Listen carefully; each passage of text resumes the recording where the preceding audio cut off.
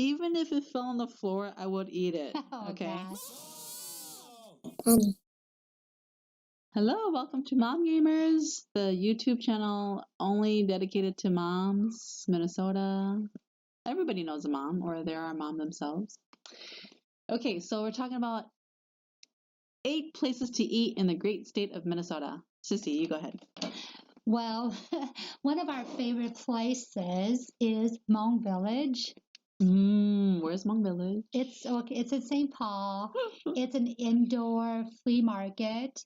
One section is all produce, fresh fruits and vegetables. One is all sorts of stuff, from clothes to shoes,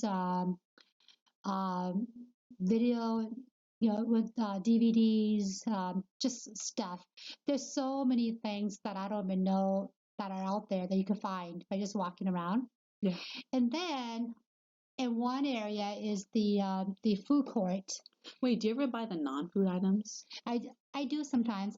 My husband went and got the cutest little tea maker thing. This and he sat there and talked with the vendor, and they just sat there and talked like two old friends talking about tea, which is really kind of cute. But yeah, I love the food court. I dreamt about a place like that years ago, and You did? Yeah, probably 20 years ago, we went to Australia.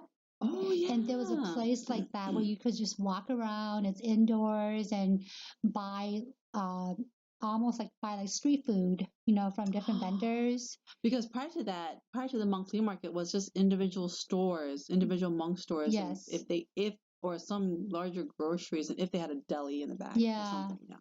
Yeah. So Hmong Village and Hmong Town. Hmong Town is kind of like Hmong Village. They're like my dream come true because I remember after we came back from Australia, and we were at at an indoor flea market like that where you could just walk around and buy Asian food, Asian street food, buy tapioca, drinks, buy bowls of noodles. Yeah. Well, after coming back from Australia, I had a vivid dream about a place like that, and I thought, oh, I wish it wasn't a dream. I wish there was such a place, and now there is. So we love going there, but every time I go there, I get a little bit overwhelmed. Still, it's that's I true. feel like it's new every time I go. That's so true. Yeah, I walk around and I'm amazed by everything, and I walk up and down. I thought I was the only one. Like, you have your game face on, right? When you exit your car, but you get in the store, you're like, what was I in here for again? Oh my gosh, and you just want to. I don't know. It's like it's like a kid who's been given $5, and you're at the candy store, and you go up and down, and you look at all the jars, and you look at all the different candies, and you want to make sure you make the good choice, you made the right choice. Yes. But I love going there. If we lived closer, I'd probably go there every day. Ooh. Yeah, it's such a neat place. Okay, this is sort of unfair, and it's very hard. First of all, we're Asian, so our first 5 places will be Asian places or 5 places. Or another thing that's hard too is I mean, I do love my special spots. Okay, I'll just say. Okay, so May picked out Hmong flea market. This is a weird one. I'm gonna say Kramarchuk's. Kramarchuk's is in kind of down by the river in Minneapolis. It's in a neighborhood called St. Anthony, Maine.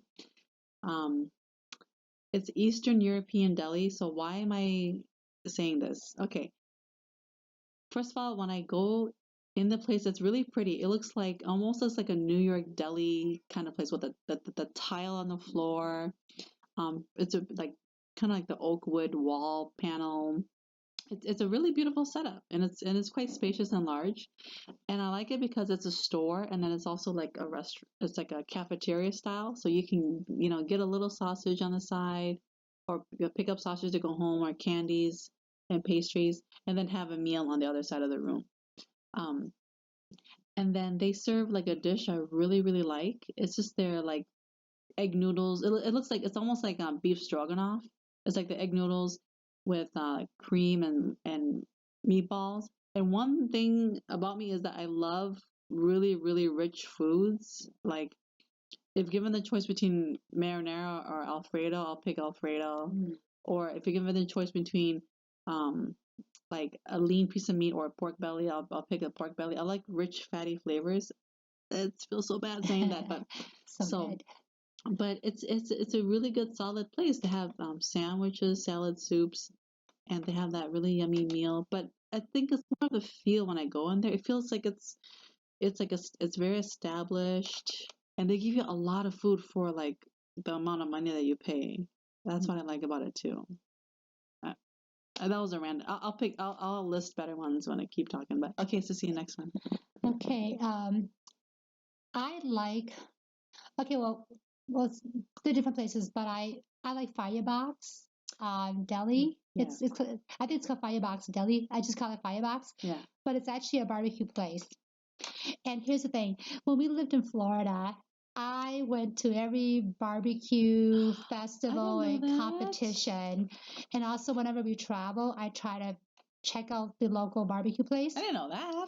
Yeah, so there's some really good, well, supposedly really good barbecue places in Florida. And then also, from you going to the competition. So I've tried a lot of different barbecue food, and I think Firebox is up there with all of them. I Even think nationwide or the places that you've been to? yes, yes, and also remember Really? at those barbecue competitions in Florida, you have people who come from different states to compete. Oh, So it's not just your yes. local, your barbecue people. You know what I mean? Okay. And Firebox is right there. The Firebox could go to toe to toe with any of those places. I think. What makes them very good? Okay. It's a combination of different things. For example, the ribs. Okay, it's got the right amount of tenderness and flavor and smokiness. Uh, there are places where you buy the rib and it's probably too tough, or it's too soft, it just falls apart, Falls off. or it's too overly flavored. Maybe it's salty. It's salty. Or some you eat it and it just doesn't have the right amount of smokiness. I mean, it's like a fake smoke or something.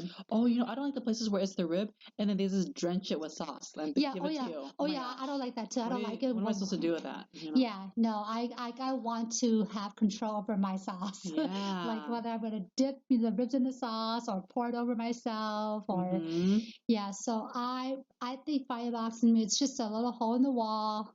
Nothing fancy, but those guys know what they're doing. Yeah, they're good. I think they're really good. They're delicious.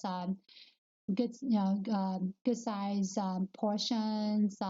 And what makes Firebox really unique is they have sticky rice on their menu, and they have their mom's secret pepper paste, and that's not on the menu. You have to kind of know and just ask for it. So I've had the sides. The sides are exceptionally well. Yes, that's another thing too. Some barbecue places don't invest a lot of time in the sides. No, they'll get like the bucket of macaroni salad from Sam's. Yeah. Oh my gosh. They have terrible. Yeah, they have the coleslaw or the potato salad. That's just nasty, and you don't even want to touch it. But Firebox, in addition to the really good quality, meat, they also have really delicious sides, and they have a nice variety. Yeah, and again, Firebox is in Minneapolis and it's Hmong owned, so that's why they have sticky rice and it's really special and unique. It's also it's really clean and they keep it's a good place. So another place I love to go to is it's a Vietnamese place. It's called Kim An Bakery. It's in Brooklyn Park. Okay, so there's a ton of Vietnamese places here. So what makes that one stand alone? Yes, it has, pho, noodle, and the other typical meals, but um, they really invest in their sandwiches. They have like a separate sandwich menu. Everything from your typical the cold cuts to steamed meatballs, and I love the steamed meatball. Only like fewer places have a steamed meatball Vietnamese sandwich. And one thing about me, I love sandwiches, and the Vietnamese sandwich, those banh mi, even if Even if it fell on the floor, I would eat it. Oh Okay. gosh. Or I would drive across town for a good Vietnamese sandwich, or even one that's made like kind of like poorly made. I will still eat it and enjoy it because I just love the flavors in it. That's such a great way to make a sandwich. So Kim An has really good Vietnamese sandwich, and then they also have like steamed rice rolls too, pho cao, Oh but really? like a Vietnamese like a twist on it. Yeah. But I think it's only available on the weekends. Yeah. And then they have like the other dish where it's like the Vietnamese bread with like the meatball soup in it, just the with tomato sauce. So I really like that place. Kim An Vietnamese Bakery, Brooklyn Park. Sure. Oh, and then one of my new favorite places. Yeah. Well, for the longest time, I loved Xuan Chan at the University of Oh, Minnesota. Shanshan. I still love Xuan Chan. I absolutely love Xuan Chan. You I cannot mean, go whenever wrong with I it. go to Shanshan, I think of you and Uncle. Yeah, I love that My brother. place, but parking is a little bit Oh, I challenging. know. So we found a new place that's similar, Yeah. and it's in St. Paul, and it's called Peking Garden. And I know I'm probably one of the last, Hmong person I know Yeah. who to try Peking Garden. But I love that place. Wait, did you go to it when it was still on the U of M campus? Just a few times, but we only went there for dim sum. But it was different back Yes. then. Mm-hmm. But the new place, so what I love about it is first of all, the food is absolutely delicious. They have such a huge menu, and Yes. doesn't matter how busy they are, the service is always excellent. Okay. And I love the atmosphere. It's loud, it's family, it's open, and it's everything that I imagine a Chinese restaurant to be like. Yeah. Where you go and you know Like there'll in be San Francisco. like loud Taiwan. conversations, families getting happy and talking loud, and then platters of delicious food, and yeah. That's a good place though. They hold. I think you can rent it, privately too, and for parties and stuff. They really do it well. I went there once. Yeah. Have you been there for the dim sum since at the new location? I didn't know they served dim sum at the new location. I think they're still doing. Yeah. They better. For dim sum, we actually love going to Pagoda. Yeah. And there's another place in St. Louis Park that I forgot the name of it. But I love Pagoda for dim sum. I think it's just it's just so neat, when they push all those carts around and you order the food. Yeah. I love it. Oh, there's too many places. Okay, another place to eat that I like to go to would be a bakery item. So I love bakeries. Is I love this place, but I hate this place too. It's Rustica Bakery. It's in South Minneapolis. Okay, this is the thing. They need to make a bakery in the Northern Metro. If they made a bakery in the Northern Metro, it'll do it very well. So, Yes. anyways, it has a couple of hard to find pastries that they make. Like one is called escargot raisin, where there's raisins in it. They have the typical other stuff too. I'm not sure if that should have been on my list, but okay, you say the last one. I haven't been to this place in a while, but I love cafe latte.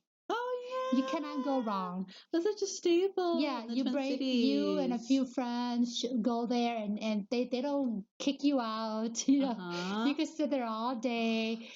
You could have like a bowl of soup and their crusty bread, or you could have all their different dips. Oh, they have such delicious dips, or salad, fresh salad, or a big slice of cake and a cup of coffee. And I just love the cafeteria style dining with the second floor.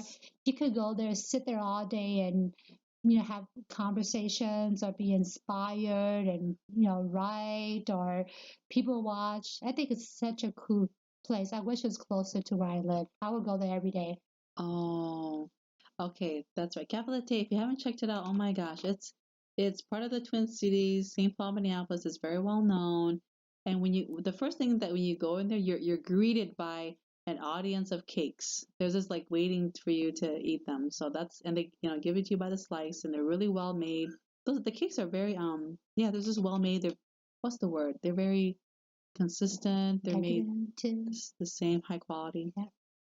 Okay, so anyways, those are our places to eat in Minnesota. What are your favorite places to eat in Minnesota or the state that you live in? tell us, write to us, let us know right down below. Subscribe, hit the bell, tell a friend, tell like that one friend you've been meaning to tell a friend about us, Mom Gamers on YouTube. And we'll see you later. Bye. We forgot to mention the Holy Land. So many. I don't know why.